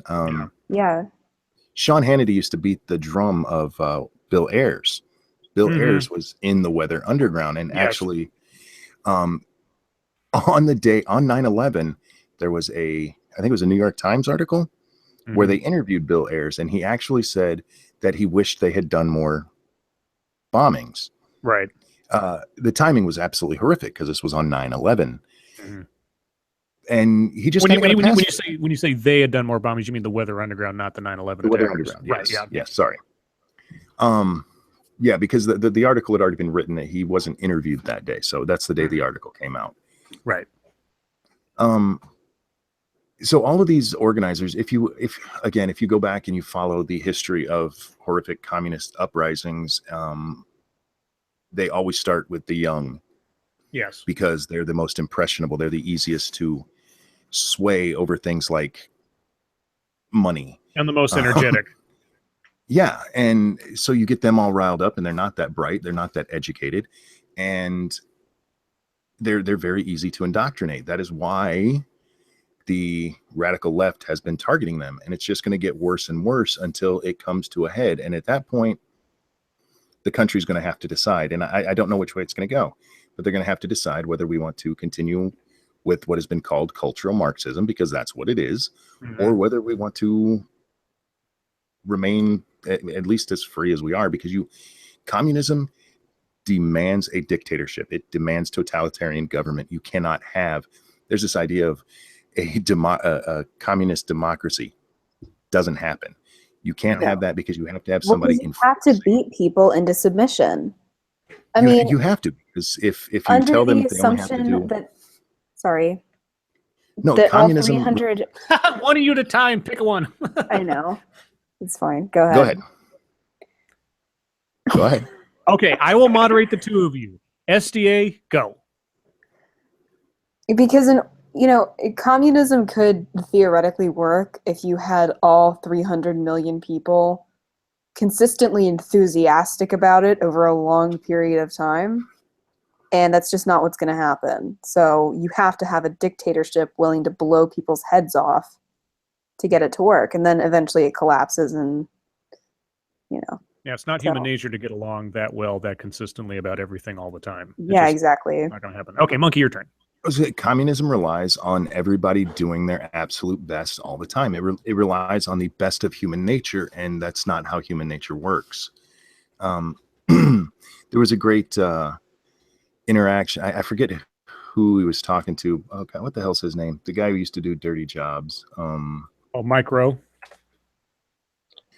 Some guy wrote him this really awful post on Facebook, just blasting him. And in this message to him, he said that most people want to work hard. And Mike Rowe wrote back, he goes, I know there's a lot of hardworking people, but it's been my experience, most people don't want to work hard. Mm-hmm. Most people, work hard so they can have that vacation. Most people work hard so they can have nice things. They don't do it because they just want to go work hard. Mm-hmm. And that's communism, because the whole concept of from each according to their ability means that you're going to live up to your ability. Right. And when somebody's not, then you have to step in with the government, and it can't work. And the only way that works is with really stupid people and kids, and that's not to call kids stupid. They don't have, when you're looking at the college age group, that's who they specifically targeted. These fucking hippies from the 60s who want communism, think it's the greatest thing ever. They specifically started targeting high school to college age kids. And there's a reason for that. It's because, one, the frontal cortex hasn't fully formed. They don't have the life experience, and they're easily swayed because of those two things. Yeah, they're inexperienced and they're unsophisticated in relative terms to the people who are informing them of what's going on, so to speak. Oh, thank you, Sanguine. Ouch. Communism could work only in a fully automated society. Yes, you will be assimilated. Oh, wait, no, that's racist. No! I'm sorry, I did not mean to go off on a rant about communism, but what we're seeing with these kids, they're just dumb. Social justice works for them. Call me stupid. What? What's that? I don't appreciate you guys calling me stupid. We were all there once, and it's not to say every kid is stupid. I'm kidding. I'm kidding. I know. Like, calm down. I feel like I need to say this for people out there. Oh, okay. Sorry. You can be smart when you're young, but it's usually on accident, because one, you do not have life experience. You just don't. That's not mean. It's not bigoted. I know I did that for you, Scribe. Thank you. It's nothing against kids. It's just that, you can be accidentally right. And if you've ever talked with somebody your age who's really not informed about stuff, I've talked with several who agree with me on stuff, and I talk to them about why, and they have no fucking idea why. Yeah. And I tell them, you need to go read this and this and this. Well, meatloaf. What's that? All right. So you know what? Stop it with the meatloaf. There was one time. The one time. You stop it with the meatloaf. I want to. I don't want it in my mouth. But she's addicted to it now. She can't get enough. She likes the meatloaf sauce. Oh God. Oh. Anyway, so I'm just sort of as a morbid observer of things. I'm just wondering what our era's Weather Underground will come into. I don't think it's going to be Antifa. I think it'll be something that grows out of Antifa, but it'll be its own thing. Well, you have we'll the what is it? By any means necessary. Oh yes, bam! Somebody brought up in the chat about that. I totally forgot about that. By any means necessary. That might be the start, depending on what they decide to do. Again, if they are so nuts to think that their only route to, and and as a sort of a side note, I'm really getting kind of creeped out by all these groups and speakers and everything calling themselves part of quote unquote the resistance. Oh yes, fuck you. Mash, thank you. Scribe Thank light you, Mash. bong bong is the sound of king ranting monkey banging along lady monkey. Somebody said that I needed a gavel between you two, and I said, "Hey, I want the Law and Order gavel," and I went bong bong. apparently that's what bong bong is. Bong bong is monkey and lady monkey getting it on. What is this meatloaf thing, SDA? Oh, we haven't told this story in a while. No, don't. One night, Scribe and I were discussing music. I don't do this. Long time And ago. one of us spoke about meatloaf, and SDA said, "I don't like meatloaf. I'm not putting anything that gross in my mouth," or something like that. We're talking about the singer, and she's talking about the meatloaf. The food. And it was just a wonderful moment. I'm going to need to find that and cut it out so we can just make a video of it. No, please don't. Oh man, that has to be like our third or fourth stream with the SDA or something. It's in there. It's one of the early ones. It was. To get back to real quick to what you were talking about, the resistance. If you look at what happened with even the Weather Underground and the fucking hippies from the 60s, if you actually look at how many there weren't that many. They were actually a really small minority. Yeah, exactly. But they had the press on them. Same here. They had the press. A minority, but they have the press. They have. They absolutely have the establishment when it comes to colleges and that kind of thing. I mean, when professors themselves are masking themselves and beating people up with like bike locks and shit, and then calling it like this is, and then that's what happened in one of these things recently where there was you can find the footage. There's some guy that's just kind of kneeling on the ground during one of these Antifa rallies, and some guy busts out from behind the crowd with like a bag, whacks this kid over the head with it, and we find out later that supposedly there was a bike lock in the thing. The guy immediately jumps up, and there's blood streaming down his face. And then 4chan goes weaponized autism and finds the guy, and he turns out to be a professor of ethics. Yes. And it's just like, this isn't the first instance of this. I mean, there was something like that back at the Milo riot. I think it was either Berkeley or Seattle, one of the two, where you had like staff members from the college in question taking part in the riots on the Antifa side or whatever. Yeah, I mean, you can take these, like the Weather Underground was like maybe 30 people, I think. It was something like that. And they weren't that many, but they pulled off bombings. They helped break out Timothy Leary from jail and all this other crazy stuff. And some of them, I believe, were jailed for bank robbery or something. And one guy got some bank robberies in there. And I can only imagine, because I mean, nothing we're seeing, I guess the point of it is, nothing we're seeing now is new. Everything we're seeing now has been done before in a different iteration.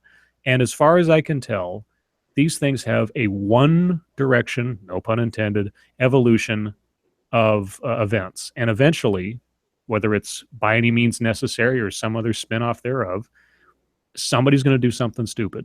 And somebody's going to get really hurt out of this. And that'll be the only and first wake-up call to the people involved in this that are just even on the sidelines going, maybe we've gone too far.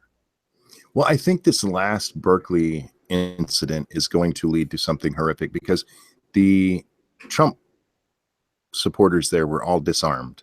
Yes. And Antifa was not. Mm-hmm. I don't think we're going to see that happen again. I think we're going to see the next time. I think it's going to get really violent. And Antifa doesn't realize what a minority they are. And if you look at that crowd as they ended up getting chased out, which was so funny, outnumbered by a lot. Yeah. I tried reminding them of this in a video. You guys are a bunch of pussies. Do not do this. You're going to get yourselves hurt because eventually they're going to hit back. And I saw, who was it? Bering did a video about it, and I forget the other guy's name, where they were saying, everybody calm down. You can't push people to a point actually beating them and expect them to just take it. Right. Well, especially not people, especially not right-wing people, really. Like, yeah, because they're I mean, you're a bunch of anti-gun lunatics. Well, if you look at Antifa didn't start in the U.S. I mean, they've been overseas for years. Yes, it's not a new thing. I've seen pictures. There was like an anti-fascist rally photograph from like the 20s or something. It was. I forget what it was, but I mean the actual idea or the moniker at least has been around for a long, long time. Yeah, and what these guys are doing, it's not the same as in Europe, because in Europe the citizenry, one, they're a bit nicer than we are. Yeah. But they're not armed. And yeah, we one are. of these little fuckers are going to get shot. Yeah. I forget where they're going. They're going Antifa. I was watching Andy Worski reported on this. Antifa is planning a rally in Pikeville, Kentucky, I think it is. Oh, Jesus. That is a dumb idea. Oh, my God. They're going to get shot. They're going to get fucking everywhere. shot. Yeah. Why Pikeville? What's in Pikeville? I don't know. No.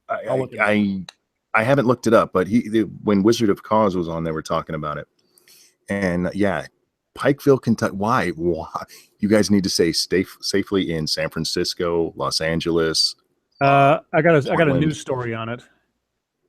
Let's see. Pikeville, Kentucky, and this is from, they give me a date on this, April 27th, just the other day. The rally, titled Rally for Equality and American Values, scheduled to take place on the University of Pikeville's campus Saturday, is now rescheduled. Quote, our original goal of a safe and family-friendly celebration of equality and American values is no longer possible, Ariana Velasquez, an organizer for the rally, said. Thursday afternoon, organizers described the rally as a way to celebrate what they believe are Appalachian values.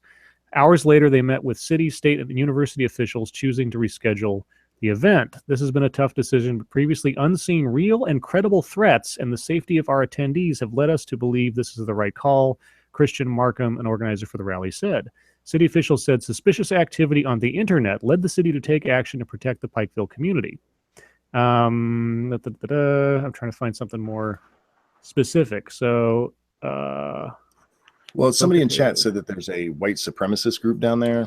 Yes. Here we go. Hold on. Okay. 1 second. Is this it? April 29th. Here we go. Hardly peaceful, but no violence as white nationalists protesters yell in Pikeville.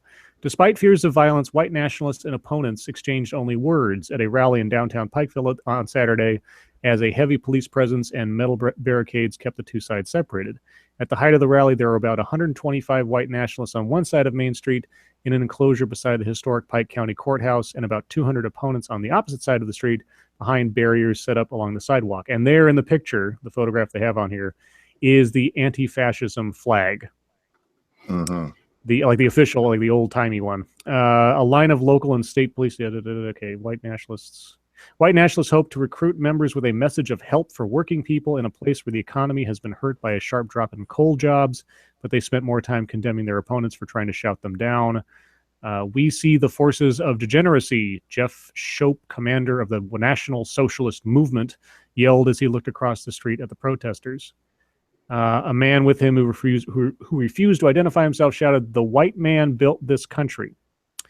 Let's see. Yeah, so I'll put a link to it. Chinese and black help. Yeah, I'll put the link to it in the chat just for people to look at if they want to. I have no love for white nationalists, so I hope the two will just destroy each other, and that would make my day. But yeah, Antifa, like, Antifa might not want to fuck with crazy rednecks. Just butt heads and everything explodes, and it's like, all right, cool. Two birds with one stone. We haven't heard much from Black Lives Matter recently. I'm not complaining necessarily, but it seems to have died down quite a bit. don't go fuck with these crazy rednecks. It's not like your little protesters there in Berkeley. These guys will fuck you up. They will shoot you. No, yeah, no, don't fuck with rednecks. Don't do it. They have shotguns, not lattes. They don't have shotguns. They have things that are fancier than shotguns, and they will shoot you. Oh, AR-15s. Okay. AR-15s That are fun to or fire. I can't aim one worth a shit. I'm much better with a rifle, a standard bolt-action rifle, but they're fun to shoot. Oh, I have I just found a story. okay. Yeah, kind of relevant to what I was just talking about. Black Lives Matter news. So here's the headline. Hashtag Black Lives Matter college course aims to educate people beyond the hashtag and slogan. Oh. Most people only know the phrase Black Lives Matter as a slogan and hashtag, but they don't understand the true meaning behind the movement. There are many rumors, misconceptions, or misrepresentations of what it is about. But a new class at the University of Washington, at the same place the video game thing I was doing the other day, aims to change that. Latasha Levy told UW Today that thank God for Latasha. I guess so. That at first she was worried that her class would be out of date because everyone has seen the signs, heard the slogan, and either watched or participated directly in marches to protest racism and violence against Black Americans. But she realized that's what made her class important, going beyond Black Lives Matter as a slogan. Levy's class, hashtag Black Lives Matter in Media and Popular Culture, is offered this spring at the University of Washington. Black Lives Matter has almost become a household name, Levy said, but it's not clear the extent to which people are plugged into the analysis of race, the disparities in housing, employment, and police violence, all the intellectual arguments that are a part of it. Okay. There are no intellectual arguments that are a part of it. You got to be a moron to fall for that shit. According to UW Today, Levy's course of one of only is one. God damn it. I hate these people. It's not. Levy's course is one of only a few in the country my English major is making me have an aneurysm. This? Yes, this is how they're are you having to fix it? I will read it as it is written. Okay, this is not me screwing it up. This is how they're writing it. According to UW Today, Levy's course of one of only a few in the country and one of only two offered in the state of Washington. Many colleges and universities have had symposiums, guest speakers, and teach-ins, but few have an actual 4-credit class offered. Levy's class has an enrollment of 36 students who meet twice weekly to exchange readings and videos about. This is a class exchanging, examine readings and videos about issues such as the history of Black liberation efforts, the role of LGBTQ people in Black Lives Matter, intersectionality. I added the word intersectionality there because when I hear you're adding Black Lives Matter and LGBTQ, you're intersectional. Criminalization of youth of color, the effectiveness of protest, and what it means to be a movement ally. Yucks, youth of color. You know, part of me would want to have someone taking this class just to have an insider, because I'm curious. I'm really curious as to what goes on. If it pops up at my college, I'll do it. Well, if it pops up at your college as far away from Seattle or wherever this is as you are, then something's wrong. My college is like full blown. Let's see. So. Oh, speaking of, Foxy is asking if I can be on a stream right now. I'm on Monkey's stream. Oh, you're on your stream. Yeah, I'm on my own stream right now. So yeah, you know, the one I've been posting and talking on for the last hour and a half. Here we go. Let's see. For their final project, students are required to create an educational resource for children, teens, or adults that raises awareness, deepens understanding, or counters misinformation. So your final project is to become a propaganda arm for a social movement. Yep. And notice what they started with. Yep. Children and teens. But it's interesting that the conclusion is, that the assumption is that they're totally correct, and that when you take this class, like, you're not taking it to hear a perspective, you're taking it to hear facts when it's literally just a bunch of opinions. And so the assumption is that at the end of the day, you're going to be able to make a propaganda piece Hmm. as though it's totally fact. That's like so bizarre. That's so bizarre to me. I would like to take it and then have my final project be on Michael Brown Oh, and how yeah. he deserved to get shot. Yeah, just read the grand jury testimony out. That's your project. Just read it out loud to the class. Like, And just be like, here's what witness 101 said, and here's what every other witness and the physical evidence said at the end. Yep. And make it a children's book. Oh. And what would you title get this Pop and children's Ollie book? in on it. What would you call this children's book about the Michael Brown incident? I would call it Mr. Brown Gets Shot. Oh, Jesus.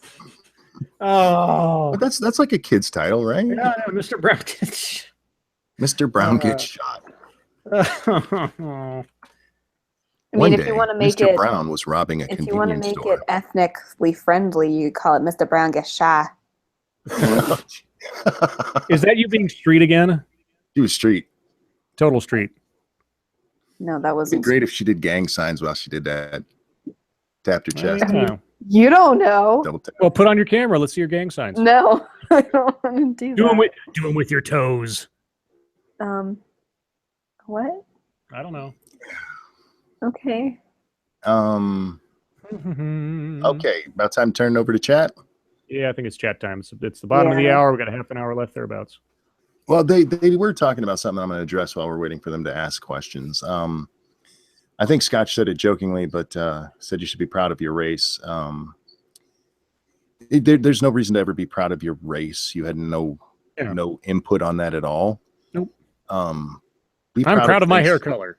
Yeah. Why? I don't know. I didn't earn it or nothing. I didn't make it happen. I don't know. I'm proud of my hair color. It's really pretty. You're missing the point. Stop doing that. But I'm a. Okay. But I'm a girl. But I'm a cheerleader. You can be proud of how well you take care of your hair. Yeah, And if you color it, how you're you not responsible for the color of it unless you decide to like manufacturally color. Yeah, Yeah. Like your skin tone, your eye color, everything else. Unless you go through some major surgery, you pretty much got what you've got, and you didn't do anything to get it. So yeah, you shouldn't be proud of your genetics. That's no. Be proud of things you did. yeah, Just like you shouldn't be ashamed of your color.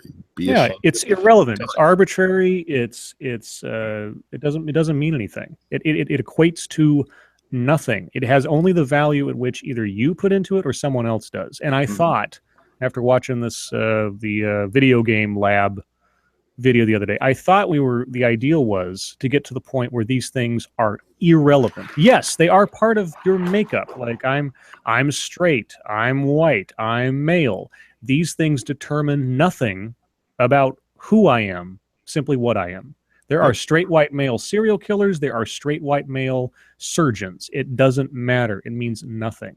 Who you are, the content of your character, the whole Martin Luther King speech, you take the whole color of the skin and just input any other arbitrary factor of makeup, and you've got the same argument. Sanguine, thank you. So then if someone is naturally strong, they can't be proud of their strength.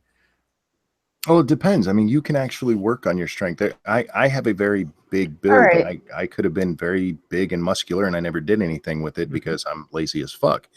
Okay, but like, what about being proud of your country? Because somebody in the chat is having a hissy fit over that. What do you guys think about that? Because I don't think that's crazy. I mean, I don't think there's anything wrong with being really happy that we live in the country that we live in. I think you can be proud of your country if you're old enough to get out of it on your own. Before then, it's basically indoctrination, which I mean, you can do things to make kids aware of their country. But once you're of a certain age, anybody who doesn't like this country can leave anytime they fucking want to. Mm-hmm. You can go anywhere from Cuba, where they'll treat you like a hero for bucking the capitalist pigs, or go over to Europe and have fun over there. That's not the same. Yes, you were born in this country. You had no choice where you were born. But once you're an adult, you make a decision to stay here. And, also, and if you understand the values and you agree with them and you're happy with that, I don't think there's anything wrong with it. Well, see, when I think of being proud of my country, the only connection I have to my country really is my parents and my grandparents and the people who have lived here, who established lives here, many of whom served in the military and fought in wars. And so when I see or hear about from them the stories of their lives and what they did to put me in the position I'm in, as compared to where they were. I mean, my grandparents were in the Dust Bowl, for God's sakes. You know, they had nothing. They got everything was taken from them, the crash and everything else. They scrimped and saved and worked their way. And my grandfather was in World War II, and then he worked for NASA. You know, these people worked their fingers to the bone, so that when my mother and my father came around, well, then they just passed on. So I can look back and say, you know, this country has made some great strides. It's one of the most free places on the planet, even with the problems we see today.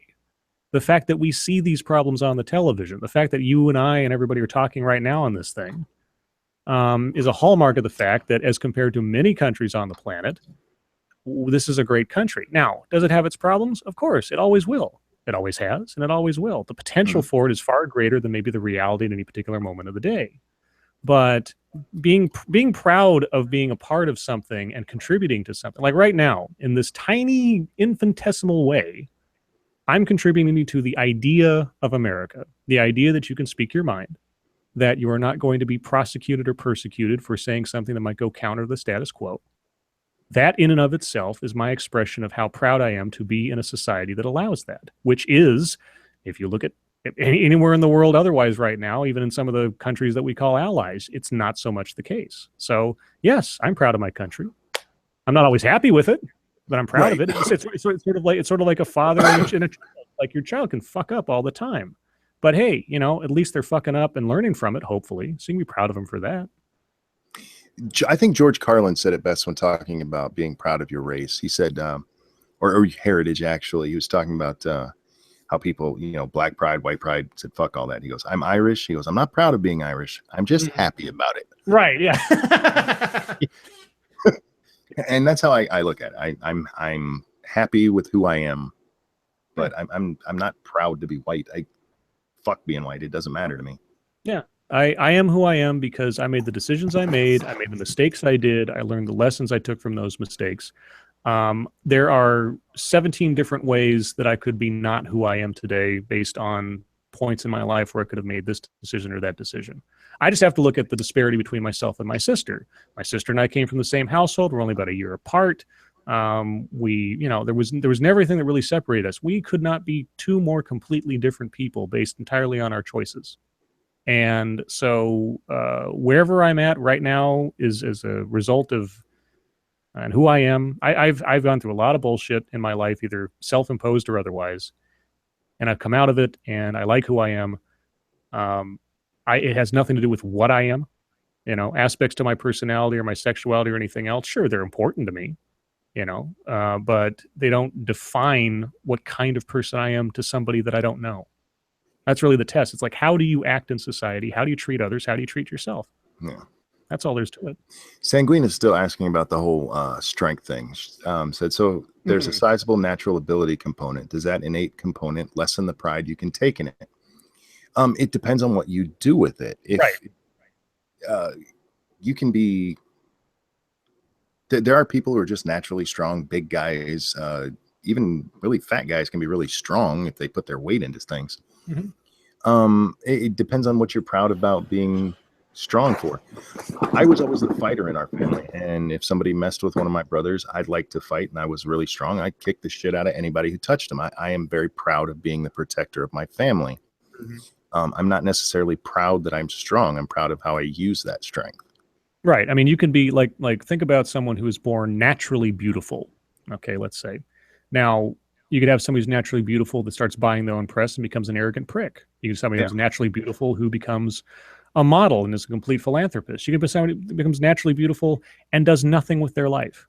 It's got nothing to do with anything. Or maybe they're just handed stuff and they just take it for granted. What you have as a natural effect of your birth or anything else is not determinative of what kind of person you are. I mean, you can take pride in the fact that you are white. Let's say you do that. What kind of person does that make you? If you value race over I don't know, merit. Well, that makes you a racist. I mean, and if that's cool with you, fine, be that way. I don't care. You know, it doesn't matter if that's your philosophy. But that does not but your race does not determine your value.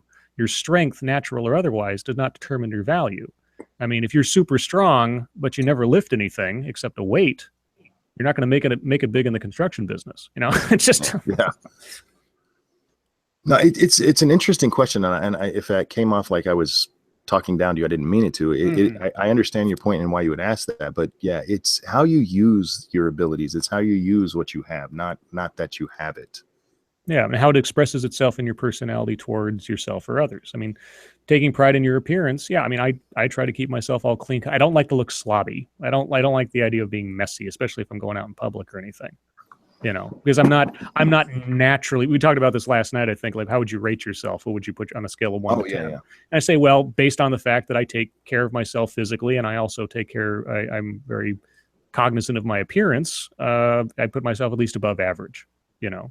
But that's not a result of me like having some big ego about how I look. It's just that I appreciate the fact that I try to keep myself looking nice, you know, and I do take pride in taking care of myself. It's not a result of I'm so awesome by myself without having to work for it. You know, I have to go through some effort, and you know, I see the results of my effort, and I think I look pretty good. So I, on the other hand, am just naturally a pretty man. Yes, we know. Yes, your entire gene pool is just completely beautiful. They really are, and I don't mean to be bragging. My children and grandchildren are fucking adorable, and they get most of their grandma and mom. Yeah, Lady Monkey is gorgeous. I got a smile for that. I was about to ask, is she there to hear that? But she doesn't really care because she thinks I lie, but she's absolutely gorgeous. This is a true story. Yeah. Most of the time that when people have known me for a while and then they meet her, the first thing they always say is, wow, she's so beautiful. Like they expected me to show up with some fucking dog. Like I was going to show up with the elephant girl. Like she was going, hi, Lady Monkey. Well, I always like it when I walk in, like a couple of times now I've walked in, I go to Starbucks every day for my cocoa, and I'll walk in and maybe it'll be a special occasion at work or something, and I'll be kind of dressed up nice, and somebody will say something like, well, you're looking nice today. And I'll say, yeah, unlike all the other days you see me. And I'll scowl at him, and I'll just laugh at it because I'm just joking. But it's just like, oh, we're like, oh, sorry, yeah. Scotch is on my Keemstar thing, so let me answer that real quick. I think Keemstar can be funny, but he's also a giant douchebag. Yeah. And Quill, I think it was, asked our opinion on Daddy of Five. Oh God, we've given that a few times. Short story. I hope something helps those kids. And if it's determined that the parents were abusive by a court, then they need to be punished for it. Yep. Short version. Yeah, Quill, that's basically it. Wow, she's beautiful. Why is she with you? That's how it sounds every fucking time. And I'm not an ugly dude. I don't understand that. It's like, well, then she just must be that beautiful to sort of outclass really you.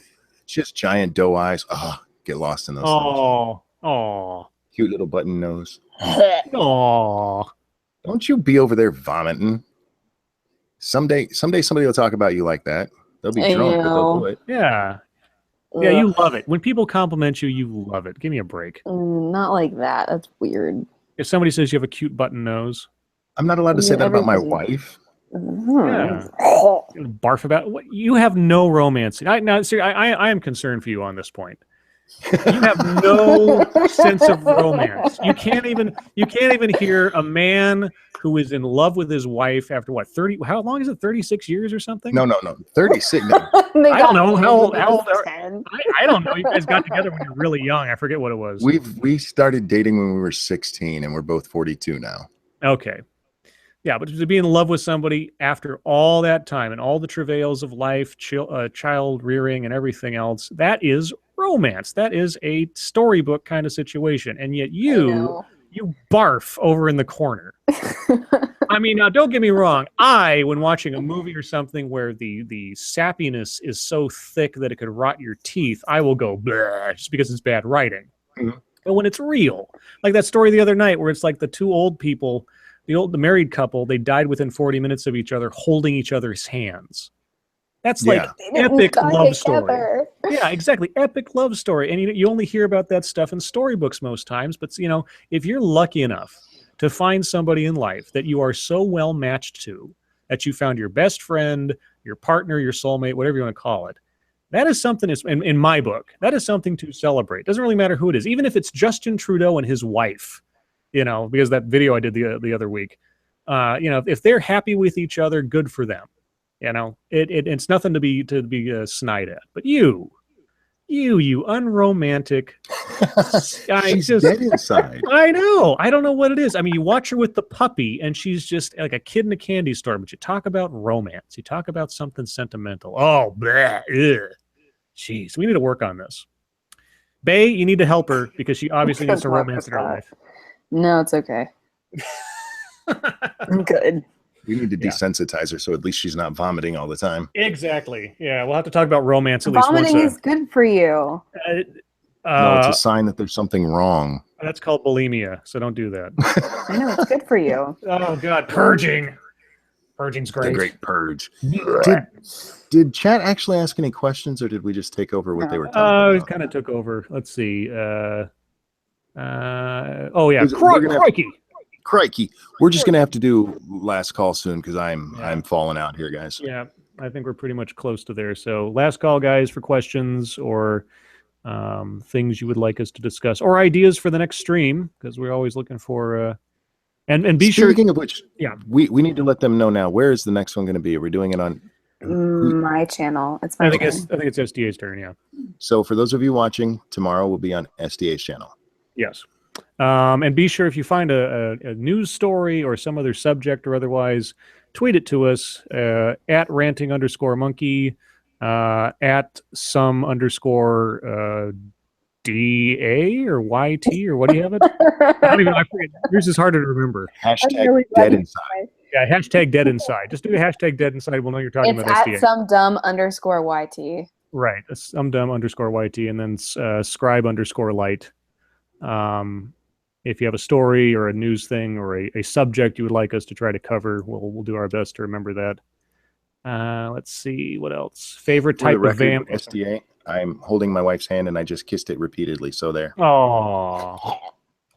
Sanguine asks favorite type of vampire. Favorite type of vampire? You mean, well, if you're talking about like Vampire the Masquerade, my favorite clans tended to be either the Giovanni, the La Sombra, and the Zamitzi, depending on the day. But I had favorites all over the place depending on the era. Peter, we talked about my dick early on tonight. Yeah, that was early. Ranting Monkey, Some Dumb American Scribe. Will you talk about white guilt, if it is a real racial thing or a cultural societal thing? I mean, it's obviously societal. I think it's just like you tell kids like, white people did this to the black people, and they're like, oh, I'm sorry. Yeah. I mean, not much more to say about it. Just, Well, we can talk about it, I suppose, if it comes up tomorrow. Yeah, we'll try to remember. Hit us up early tomorrow on that one. Yeah, tweet us a reminder ahead of time on that. Scribe Light, I prefer Dresden Files. I watched the TV show a couple episodes. I didn't really quite get into it because I'd been around so many people that played Mage the Ascension that I was like, oh, this is Mage the Ascension, the TV show, except it's kind of cheap. So anyway. Uhuru.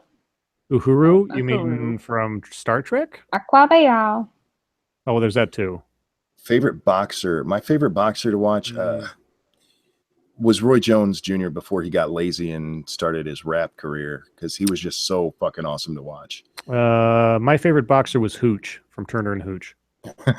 Nice. Scribe Light, who's more overrated, Adele or Beyonce? Beyonce. I'd say Adele.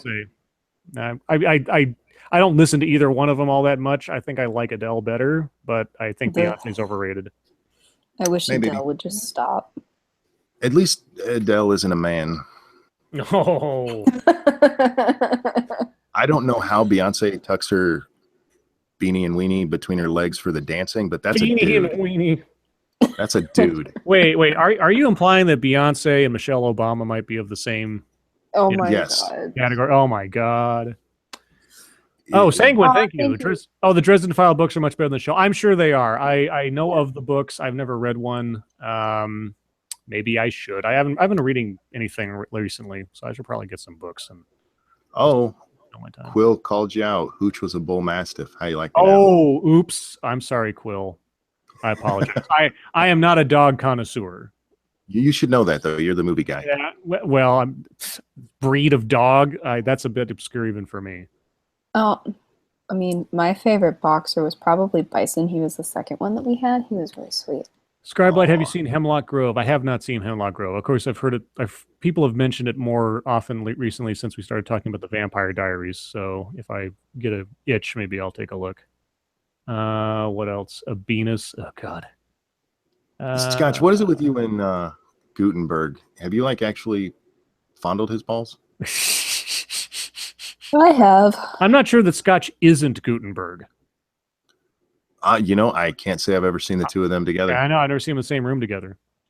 And I think it would be great if Gutenberg would have a stream and have the three of us on there, because I want to go on there and act like Gutenberg.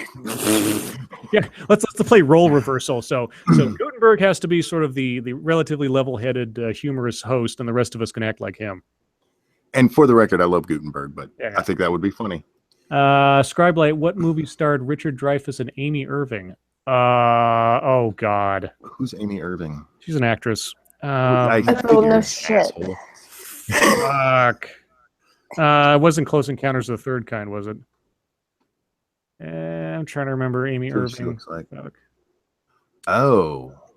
Yeah, Are you okay? Hammer, honestly, you probably got me. I don't know off the top of my head.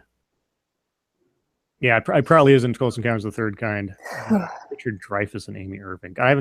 I'm trying to picture Amy Irving in my head because it's been a long time since I've seen her in anything, but you'll have to tell me. I don't know. It's amazing. I didn't even realize these two pictures were the same woman. I would have thought they were different actresses. The Competition. Never heard of it. SDA, have you seen Star Wars Rebels? I'm working on it. Yeah, SDA needs to see that. I'm gonna watch it after Daredevil. Yeah, the first, like I say, the first season, it takes a while to get started, but the characters grow on you. I don't know. I genuinely enjoy the Star Wars lore and stuff like that, even if it's a little silly.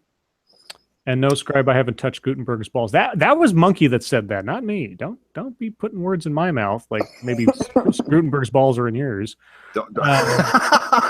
Right, did you hear they are wanting to remake Creature from the Black Lagoon with Scarlett Johansson? I knew they were remaking Creature from the Black Lagoon. I hadn't heard the Scarlett Johansson part. They're doing everything.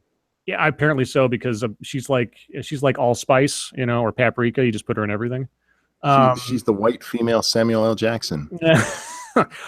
Everything. Oh yeah, I watched Split the other day because I wanted to figure out what the whole deal was, and it was pretty good. Don't spoil it. I'm not gonna spoil nothing. It was pretty good. I won't say nothing else. I saw Coneheads on TV today and thought SDA should watch it. You know what? No, because I hate that movie.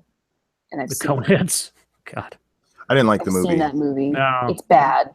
The old skits were kind of funny. Yeah. But not movie worthy. Like Blues Brothers was the only Saturday Night Live movie. Well, Blues Brothers and the first Wayne's World were about it. Everything else has been kind of bleh. Yeah, I would agree with that. All right. Okay, I'm tired. Okay, guys, we're gonna call it that for night. Okay, we'll get to that next time then. Nope, what's that? Taking us out? Yeah, play us out, please. All right, chat. Thank you so much for joining us. Don't forget tomorrow's stream will be on SDA's channel. Scribe, SDA, thank you as always. Your life makes me sad. See you next time, guys. Bye, guys. Bye.